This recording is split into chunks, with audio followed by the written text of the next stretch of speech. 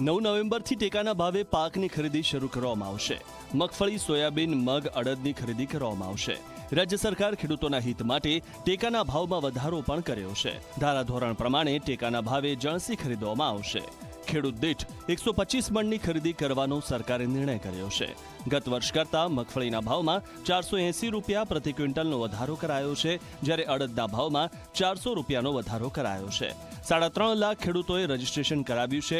આ પહેલા 1 નવેમ્બરથી ટેકાના ભાવે ખરીદી થવાની હતી, જે વરસાદના કારણે મોકૂફ રાખવામાં આવી હતી।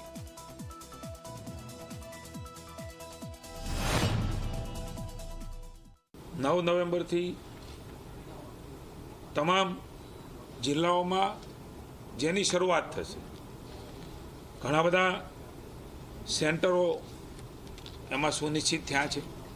125 મણ એ ખેડૂત દીઠ ખરીદી એ કરવાનો નિર્ણય એ રાજ્યની સરકારે કર્યો છે।